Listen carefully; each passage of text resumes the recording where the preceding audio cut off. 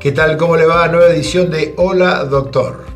No pocas personas, quizás uno no sabe el número, enseguida me lo van a decir, de pronto se sienten muy bien, están muy eufóricas y al tiempo, también depende de cada caso, ¿no? De cada situación, están depresivas. Bueno, y por ahí pasa muchísimo tiempo hasta que la diagnostican. ¿Qué tiene? ¿Qué es lo que le está pasando? Como que nadie entiende qué le pasa. Y están padeciendo un trastorno bipolar. Están con nosotros la doctora Miriam Montes de Oca y Magalí Añelo, que de pronto ella nos dijo, yo vivo hoy con el trastorno bipolar. ¿Cómo están? ¿Bien? Bien. Magalí, ¿cómo es tu caso? Es decir, ¿cuándo te enteraste que vos de pronto te dirían específicamente trastorno bipolar? A mí me diagnosticaron por junio-julio del año pasado, así que todavía es bastante reciente, pero la verdad es que con el diagnóstico llegaron las respuestas a un montón de... Claro. ¿Y cuándo empezaste con estos síntomas? Porque a veces dicen que cuando empieza la adolescencia, ¿cuándo te pasó a vos esto? Los primeros síntomas. Ahora con todo lo que sé me di cuenta que pudo haber sido a partir del último año del polimodal, que tenía 18 años o por ahí andaba. ¿Qué sentías en ese momento? Y pasaban días en los que tal vez me sentía mal, me costaba mucho levantarme de la cama, mucho hacer las cosas que me gustaban hacer, para después al tiempo, medio de repente, tener muchísima energía, ganas de hacer de todo, ideas. Claro. Y con toda esa carga, especialmente la negativa, ¿tenías que ir al colegio, tenías que estudiar? Totalmente, sí. Pasa de que igual hay muchas cosas que empecé a dejar de hacer, porque me costaban muchísimo. No pudiste abandonar la escuela, obviamente, eso seguiste. No, porque justo era el último año del polimodal, así que en ese sentido, esa parte la tuve fácil, pero... Claro. ¿Y cómo fue que empezaste a hacer la consulta? ¿Hablaste con tu familia o tu familia se dio cuenta de lo que te pasaba? ¿Cómo fue? En realidad fue mi novio el que me sugirió que vaya a un psiquiatra, porque yo estuve mucho tiempo yendo a psicólogos, pero nadie me había en ningún momento insinuado esto, tal vez me habían dicho de ciclotimia, como cambios de humor, pero mucho más leve. Claro. Y un día él me dijo, che, ¿por qué no vas a un psiquiatra que nunca habías probado? Uh-huh. Diciendo, y bueno, dale, pues yo tenía el estigma de, el psiquiatra me va a medicar, me va a dopar, debe ser, debe ser uno de los estigmas que hay también con eso, ¿no? Claro. Lo tenía y bueno, efectivamente después fue lo que me dio la... ¿Y eso es lo que pasa, Miriam, en general? Es decir, ¿cuándo se llega a la consulta? ¿Se llega tarde o que no sé si siempre es tarde, ¿no? Alguna vez es tarde. Digamos, esta enfermedad que afecta a la esfera del humor, lo que pasa es que se confunde. Sí, me imagino. Se confunde mucho con depresión o se confunde por ahí cuando están en la fase más eufórica y desinhibición. Es ahí donde interviene, se lo puede confundir con la esquizofrenia, porque el nombre original de la enfermedad es psicosis maníaco-depresiva. Uh-huh. Después fue cambiando, inclusive ahora, antes se la llamaba enfermedad bipolar, pero ahora a raíz de que se habla muy burlonamente por ahí de la enfermedad, ahora entramos con trastorno del humor, porque ya la no es más falla, bipolar. Claro, se le llama más trastorno del humor. Uh-huh. Y el paciente llega, sí, tenemos el estigma los psiquiatras. Sí. Bueno, el paciente llega por el médico clínico, porque los médicos clínicos y generalistas estamos nosotros en las guardias, entonces empiezan a detectarlo, por el neurólogo, no es lo mismo decir neurólogo que psiquiatra. Sí. Y bueno, y ahí está la habilidad del profesional de poder, lo primero principal es sacar el estigma. Claro. Es una enfermedad crónica. Es enfermedad. Enfermedad. El trastorno bipolar es una enfermedad. Es una enfermedad que está diagnosticada dentro del DSM-4 y ahora es DSM-5, que es el clasificador que tenemos de enfermedades mentales. Es una enfermedad crónica que se estabiliza. Entonces, es muy importante decirle al paciente que por qué no compararlo con una diabetes, con una hepatitis, con una hipertensión. Entonces saquemos el estigma. Sí. Ella es una chica muy joven, tuvo la suerte de no pasar entre 5 y 8 años que están dando vuelta, mal medicados, y el paciente termina siendo manoseado, cansado. Sí. Entonces, realmente hay que felicitar al novio que la mandó al psiquiatra. Y porque el promedio de edad en sí es la adultez joven, entre 25 y 30 años. Claro. pero ahora por el consumo de drogas se nos bajó a 15, 18 años. Y también se está pensando que los niños por ahí con ADD es muy importante seguirlos, porque quizá muchos de ellos terminan haciendo un trastorno bipolar. Claro. Entonces, digamos, en este momento es una enfermedad que se estabiliza. Hay que trabajar también la concientización de enfermedad, por eso esta enfermedad se trabaja con el psiquiatra, con el psicólogo en forma conjunta y con los grupos de ayuda. Claro, eso que es importante. son importantes. Todos... Acá en Bahía en este momento no los tenemos, no está, pero, sí, pero vía internet los pueden conseguir. Internet ha cambiado mucho todo sí, esto. Perfectamente se comunican y ellos están online constantemente sosteniendo. Sí, sí. Hay que hacer eso. Magalí, ¿cómo fueron aquellos primeros pasos de que tu novio te dijo, ¿por qué no haces la consulta? ¿Tuviste miedo de hacer la consulta? Sí, por esto mismo que contaba, de que el prejuicio que yo tenía también respecto a la psiquiatría.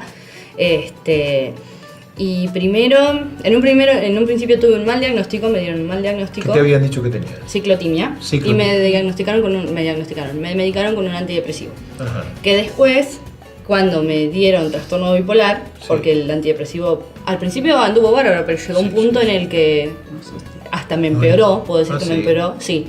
Ahí fue cuando encontré al psiquiatra que me diagnosticó con el trastorno bipolar y a partir de tener la medicación correcta fue un cambio gigante.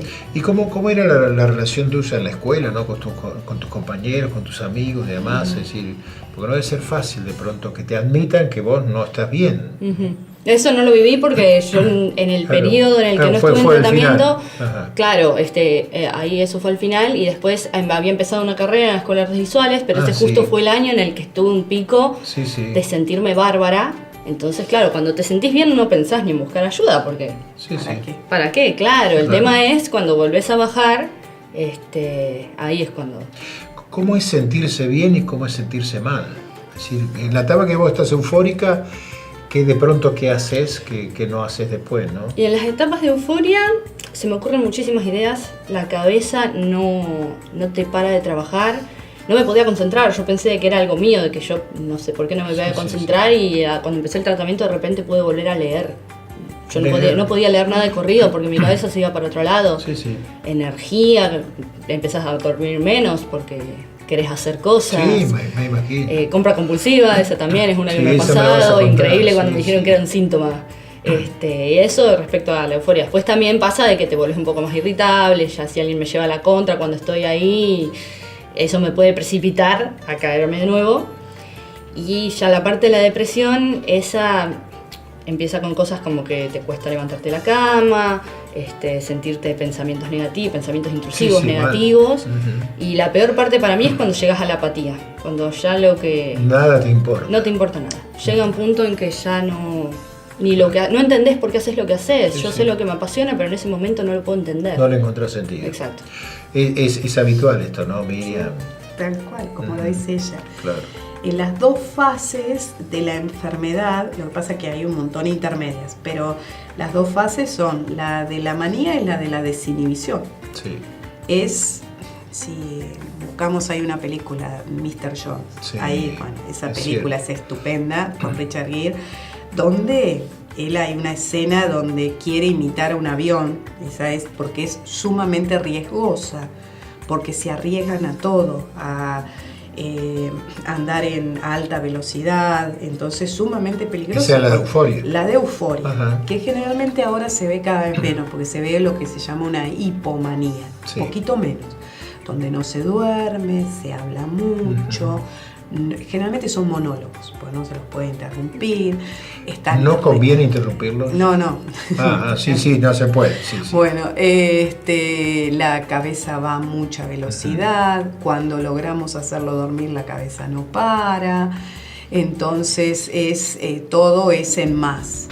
Las compras compulsivas, por ahí las tarjetas vuelan al rojo vivo. Bueno, entonces esa es la de la mayor desinhibición, donde hay problemas comportamentales, con todo, con la familia, con los amigos, con el psiquiatra, con el psicólogo. Por eso tenemos que estar, es muy importante, es una enfermedad donde Es un paciente donde la psicoeducación lleva mucho. Lleva mucho, porque hay que hacer una alianza con ellos y con el entorno. Claro, y hacerles entender que el entorno no es que nos vienen a contar cosas, que hay veces que no las pueden registrar. Y después la otra fase, que para nosotros es la fase de la depresión, es la fase donde el psiquiatra se relaja un poco, pero a los pacientes no les gusta, es donde todo es en menos. Pasamos de comernos el mundo a no podernos levantar a hacer una taza de café. Si me permitimos hacer una pausa y enseguida me vas a contar un poco más de eso, ¿no? Me preocupa la parte, la euforia, por ahí es preocupante, pero me preocupa también la parte de la depresión. Estamos con la doctora Miriam Montes de Oca y con Magalí Añelo. Ella vive con trastorno bipolar. Bueno, ahora dicen que es trastorno del humor, lo que sea, pero son estados muy, muy difíciles. De esto vamos a seguir hablando en la segunda parte de Hola Doctor.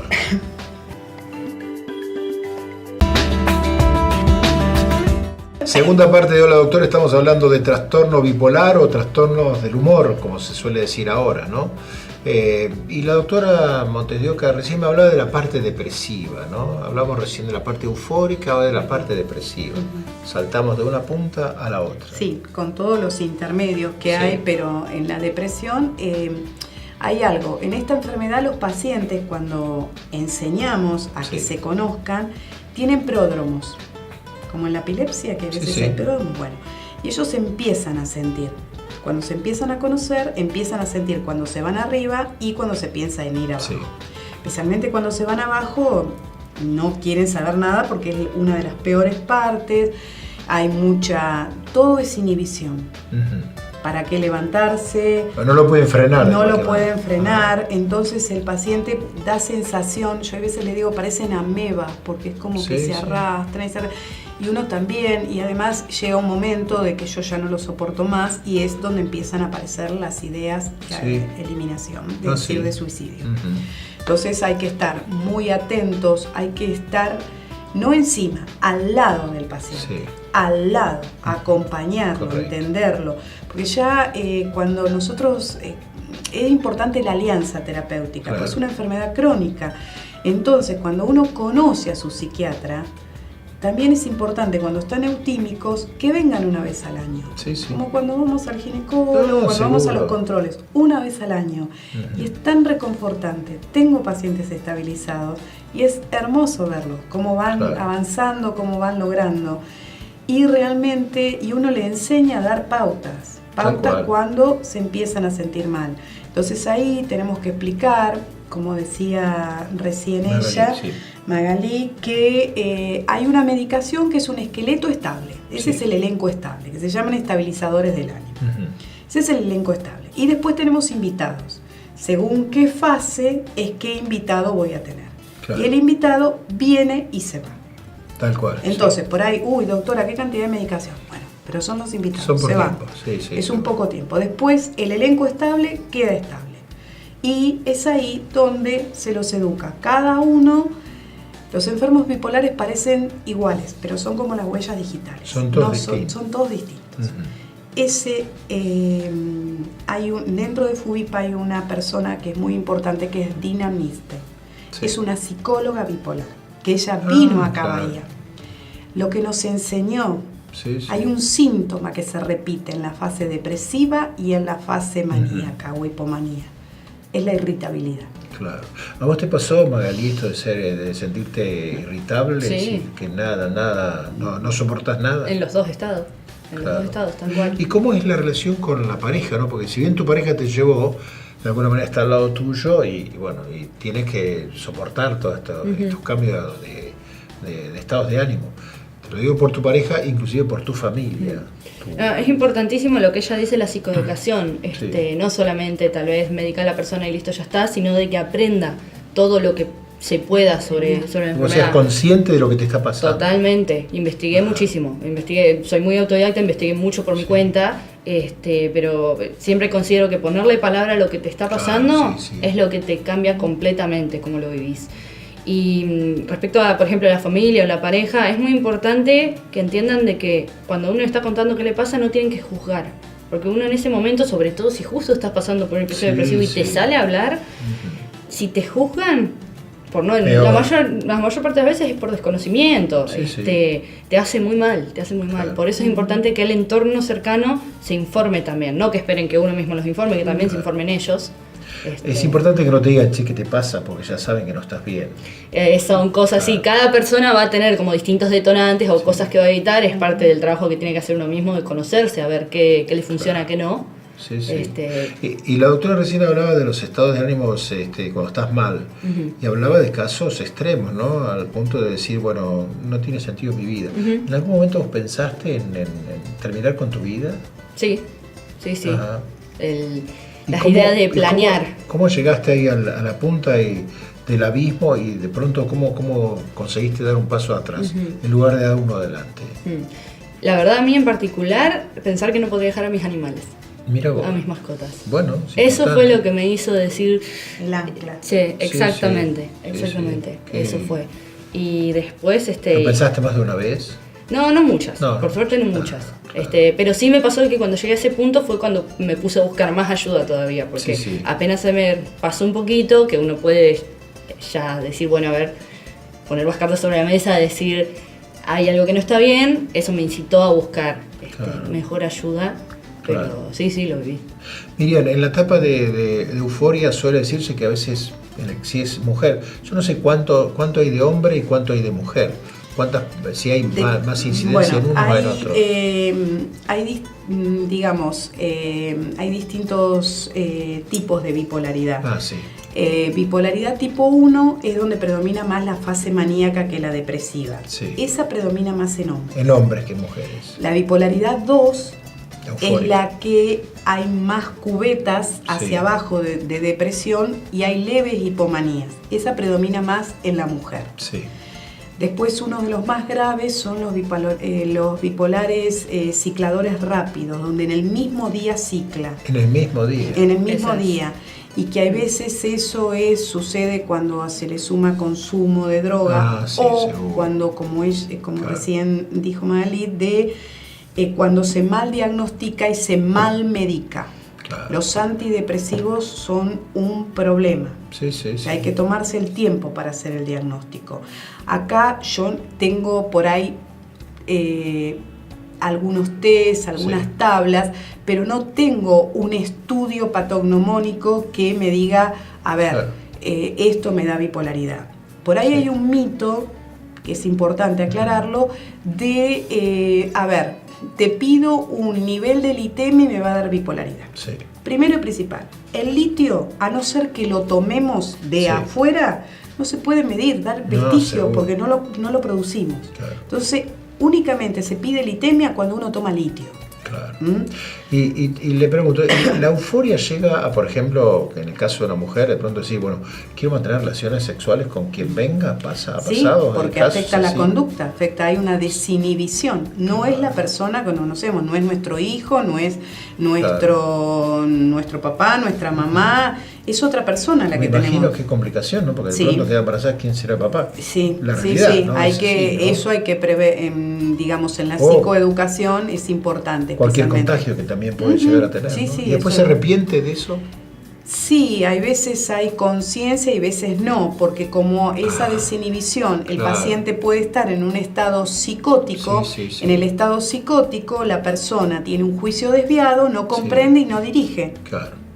Entonces ahí, donde es muy importante, hay veces sé que es difícil, pero son pacientes donde tenemos, más cuando sabemos que está en alguna de esas fases, nuestro celular tiene que estar prendido. Tal cual, es difícil, pero bueno.